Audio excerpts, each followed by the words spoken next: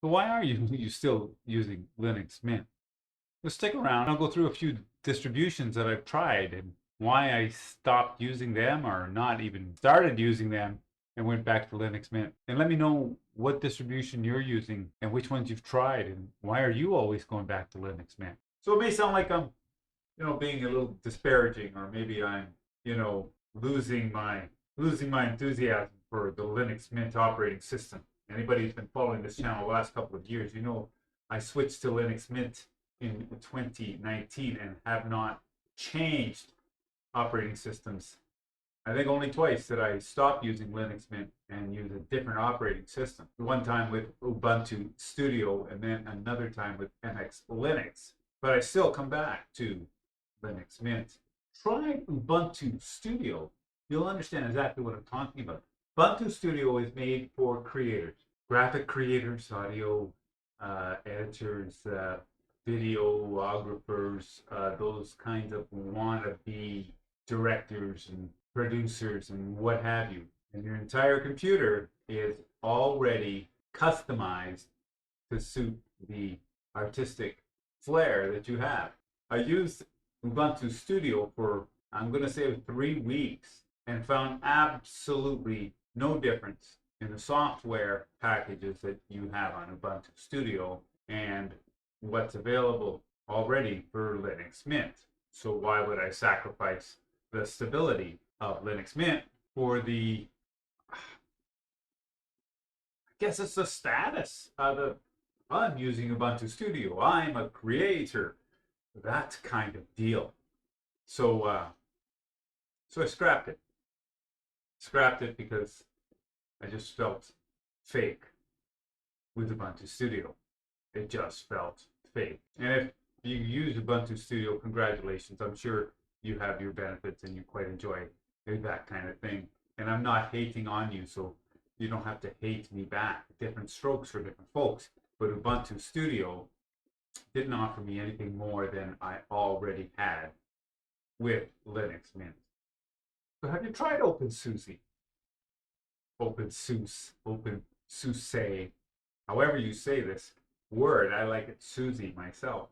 Have you tried openSUSE? It's very easy to navigate through, very comfortable to be in. It's a really nice desktop atmosphere.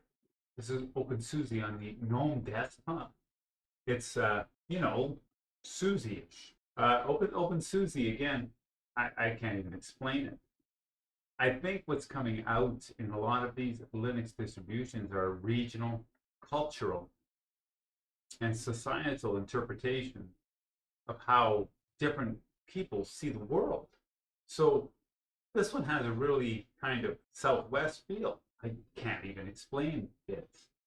But there's a certain culture amongst all of these different distributions that are available in Linux, and it just seems to be where you fit in. But openSUSE, I can't really say anything bad about it because it was an absolutely amazing experience going through and having a look at its features and what it does. But again, there's nothing extraordinary about it. It just feels comfortable, kind of like you're on vacation. That's what openSUSE felt like. But I didn't really feel like I was doing anything productive with openSUSE. Most people that are just using the computer, most people like me, probably like you, we go on, we click a browser, we watch the YouTube, we say a few things on X, maybe, do our Facebook or Instagram, maybe download pardon me, can't say that, maybe stream a movie or two, TV series, whatever. And that's the extent of it. There's not a lot of people out there, I think, that are solving world problems on their computer at home. So, although openSUSE was nice, it wasn't nice enough for me to learn a new operating system. And I think that's what made me stay with Linux Mint. I mean, you can check out the video that I got here. Okay. Now this one almost got me. This is MX Linux. It is a fantastic operating system when you get it running. It gave me a little bit of a problem when I first installed it. It was kind of fussy with the kind of hardware that you're using with this package. But once I got it running on my desktop, it was phenomenal. It was fast. It was intuitive, like you just naturally move through it. I kind of like the desktop design, and it worked really good. So MX Linux is a really good solid desktop runner, but be careful where you install it, what type of machine. I installed it on my Dell XPS, and it seemed to work okay. But when I tried to put it on my Lenovo desktop, it had a hard time. It wouldn't recognize the hardware or anything, and I'm not a techie guy, so as soon as I ran into problems with it, I just quickly scrapped it. But I tried it. I ran this system on my desktop for about 6 months and really enjoyed it. And eventually I went back to Linux Mint, and I had an update that just didn't seem to work properly. If I have to install an operating system 2 or 3 times, or not sure if I want to update anything for fear of crashing a system, then it's a little adverse. So those guys out there, that you guys, you know who you are, you're running MX Linux, you're loving MX Linux, congratulations, keep going. And I'm not here to judge, but I'm saying this is why I'm still running Linux Mint, because it doesn't crash. I don't know what the problem is, but I'm not about to spend my time fixing it. I think that's one of the reasons I stay with Linux Mint. This is perhaps one of the most recognizable desktop photos in the Linux world. Zorin. I'm sorry, I'm not a fan of Zorin. I understand that it's a fantastic operating system, that it's stable, reliable, fast, effective, all that kind of stuff.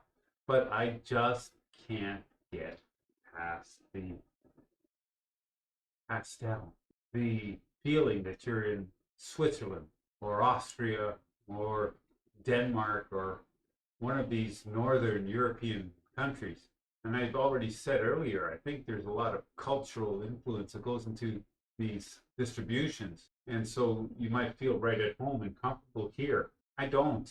The red sky, which is there, is kind of like what the northern sky looks like far north in a winter day when you only have 3 hours of sunlight. So that's what Zorin kind of felt like.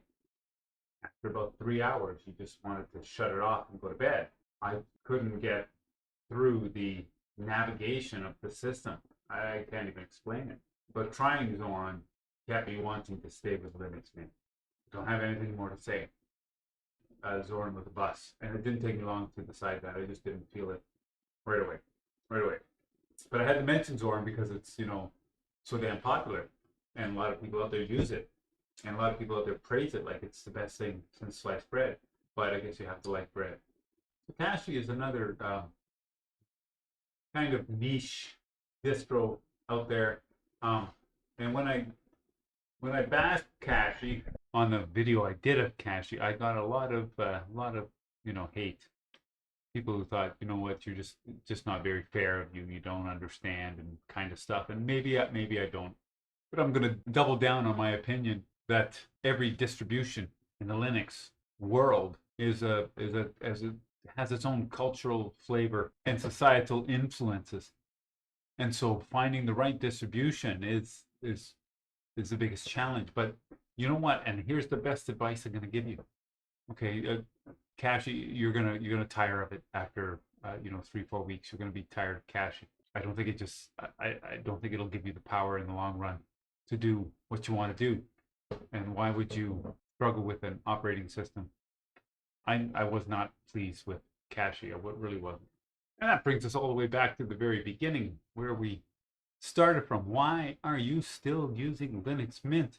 The answer might be pretty evident. Stability, things like this, like down here, way down at the bottom, you see that when I click this button, install updates, I don't have to scrutinize what I'm updating. I know it's going to be just fine. So the biggest reason to keep using Linux Mint, I think, is its longevity. It's proven itself time and time again, over and over time, keeps getting better without ever changing. And I think that's what Linux Mint offers to everybody who uses it, and why people sing the praises, and why people like me, and probably you, keep going back to it, because it's steady. Linux Mint is a cultural kind of thing. It likely exemplifies the West, Western culture, Western ideas, the Western philosophy, and it's bundled up in that. And so there's nothing really eclectic about it. It's bare bones, simple, down to earth, conservative. That's what attracts people to it. I mean, Linux Mint isn't trying to make a statement, isn't trying to solve any world problems. It doesn't have to advertise that it's saving the environment or things of that nature. It is a operating system that delivers exactly what you expect it to deliver. And that's why people continue to use it. And that's why it's the most popular Linux distribution out there today. Anyway, I don't want to get too crazy on this. It's just an operating system, and you can choose whatever you want to choose and use whatever you want to use. But in the end, if I'm just a simple guy behind a computer desk and I want to accomplish the few menial tasks that I need to accomplish, then I want it to be stress free, and that's why I continue to use Linux Mint. That's why. Thanks for watching, guys. If you have comments, please leave them down there. Don't forget to like and subscribe and share the video. And we'll see you soon.